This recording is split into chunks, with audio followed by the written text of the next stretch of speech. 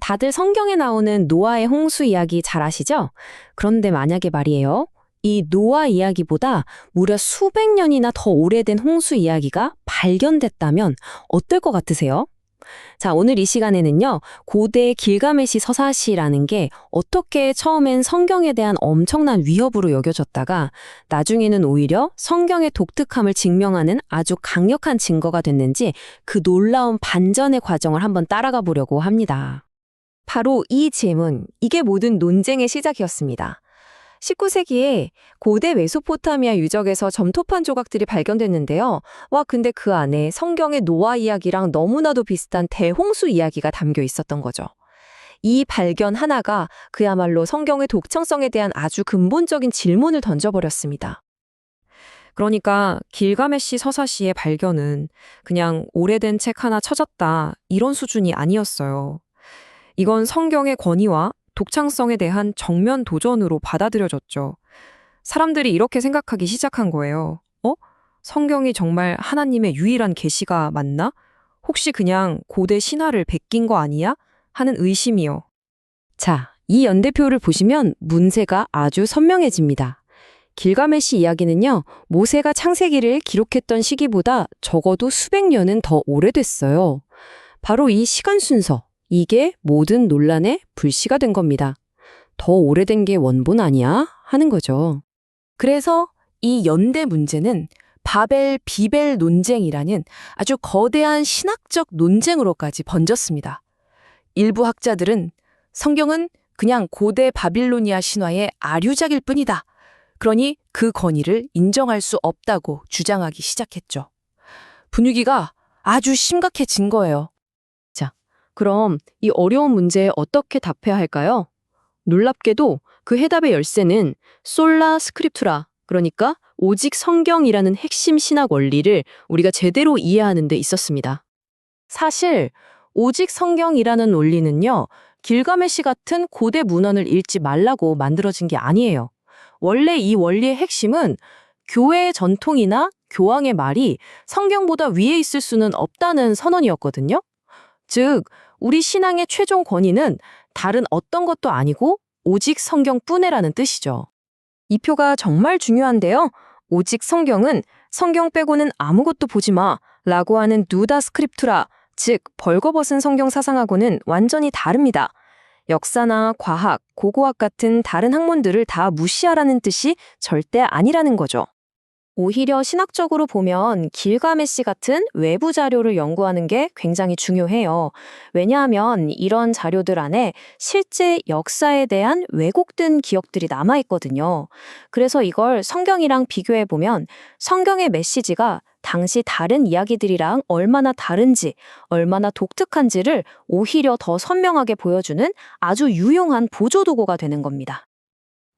그렇다면 길가메시와 창세기의 관계를 제대로 분석하려면 우리한테 어떤 지적인 도구가 필요할까요? 네, 바로 올바른 렌즈를 찾는 게 중요합니다. 신학에서는 하나님의 계시를 보통 두 가지로 나눠요. 바로 일반 계시와 특별 계시입니다. 길가메시는 자연과 역사 속에 희미하게 남아있는 일반 계시의 흔적 같은 거고요. 성경은 하나님이 명확하고 오류 없이 주신 특별 계시에 해당하는 거죠. 여기서 진짜 중요한 건 일반 계시만으로는 우리가 구원에 이를 수 없다는 점이에요. 길가메시처럼 진리의 조각은 담고 있을지 몰라도 인간의 죄 때문에 그 의미가 너무 심하게 왜곡되어 있거든요. 그래서 우리에게는 이 특별 계시, 즉 성경이 반드시 필요한 겁니다. 여기서 존 칼빈이 정말 기가 막힌 비유를 하나 드는데요. 바로 안경입니다. 성경이라는 특별 계시가 길가메시 같은 일반 계시 속에 왜곡되고 흐릿하게 보이는 진리를 선명하고 올바르게 해석할 수 있도록 도와주는 안경 역할을 한다는 거죠. 정말 멋진 비유 아닌가요?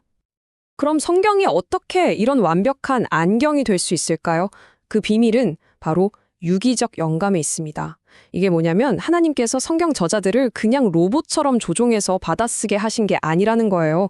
그들의 개성과 문체, 역사적 상황을 온전히 사용하시면서도 오류 없는 당신의 말씀을 완벽하게 기록하게 하셨다는 아주 놀라운 신학적 원리입니다. 자, 이제 이 모든 신학적인 틀을 가지고 우리가 처음 가졌던 질문으로 한번 돌아가 보죠. 과연 길가메시는 어떻게 성경에 대한 위협에서 오히려 성경을 확증하는 강력한 증거로 탈바꿈하게 될까요? 먼저 유사점부터 볼게요. 두 이야기 모두에 대홍수가 나온다는 사실. 이게 성경이 길가메시를 베꼈다는 증거일까요? 아닙니다.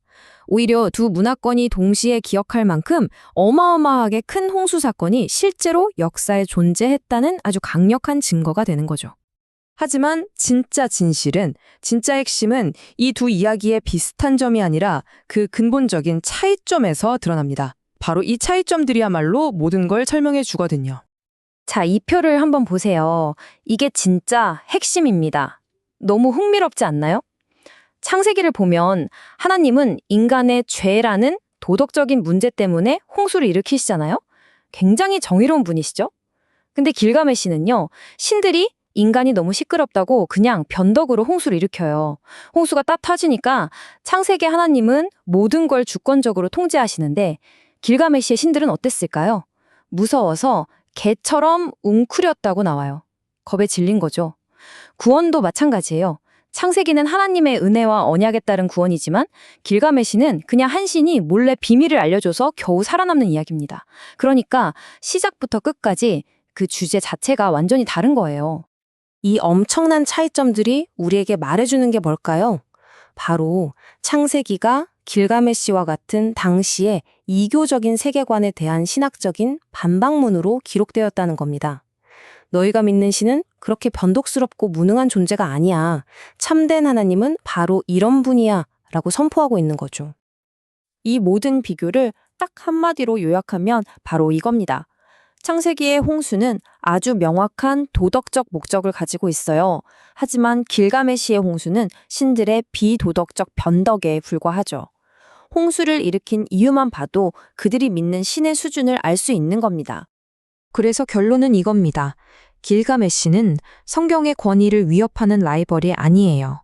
오히려 성경의 메시지가 얼마나 독특하고 신학적으로 얼마나 뛰어난지를 옆에서 더 선명하게 비춰주는 시녀와 같은 역할을 하는 셈입니다. 결국 길가메시 서사시는 우리에게 골치 아픈 문제가 아니라 성경 계시가 얼마나 위대하고 독특한지를 증명하는 아주 강력한 변증의 도구가 되어주는 겁니다. 처음엔 위협처럼 보였던 것이 알고 보니 가장 강력한 증거가 된 거죠. 정말 놀라운 반전 아닌가요?